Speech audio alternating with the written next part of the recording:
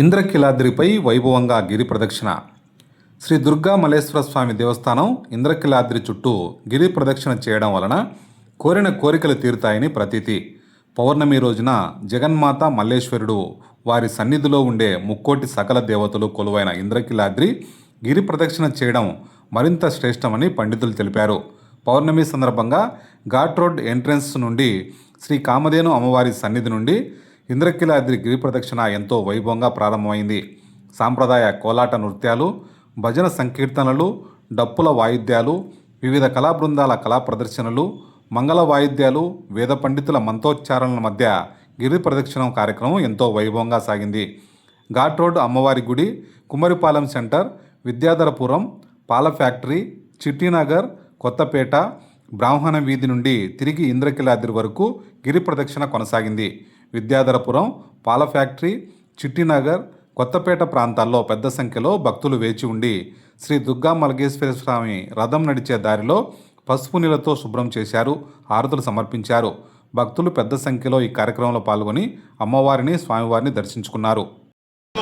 శివరామ క్షేత్రం నుంచి కూడా అమ్మవారి ఉత్సవ విగ్రహాలతో పాటు ప్రత్యేకంగా తయారు చేయించినటువంటి అమ్మవారి ప్రతిమలతో ఊరేగింపుగా కలశజ్యోతుల కార్యక్రమాన్ని ప్రారంభిస్తామని చెప్పేసి సాయం 6 గంటల నుంచి శ్రీరామక్షేత్రం నుంచి మన కనకదుర్గా నగర్ వరకు కూడా ఈ యొక్క కలశజ్యోతుల కార్యక్రమం ఊరేగింపుగా భక్తులు అధిక సంఖ్యలో పాల్గొంటారు.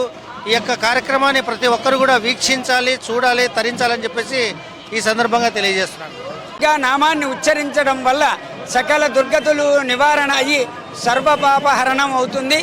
అందున ఈరోజు పూర్ణిమ విశేషమైనటువంటి రోజు. అదే కాకుండా మనకి గత 40 రోజుల నుంచి కూడాను భవానీ మండల దీక్షలు నడుస్తున్నాయి. దాంట్లో భాగంగా ఈరోజు మార్గశిర పూర్ణిమ అయిన కారణంగా మనకి కలశజ్యోతి ఊరేగింపు కూడాను సాయంత్రం ప్రదోషకాలంలో ప్రారంభం అవుతుంది. సాయంత్రం 5:30 గంటలకి 6 గంటలకి మరి నగరంలో ఉన్నటువంటి శివరామనామ క్షేత్రం నుంచి అనాది నుంచి కూడా ఊరేగింపు ప్రారంభం అవుతుంది. సుమారుగా 40-50 వేల మంది భవానీలు ఆ జ్యోతులు తీసుకొని నగర ఊరేగింపు చేసుకుంటూ కూడాను అమ్మవారి ఆలయానికి వచ్చి దర్శనం చేసుకుంటారు. దానికి కావలసిన ఏర్పాట్లన్నీ కూడాను మా ఈవో సీనానాయక్ గారు, అధికారులు అందరూ కూడాను ఏర్పాటు చేయడం జరిగింది.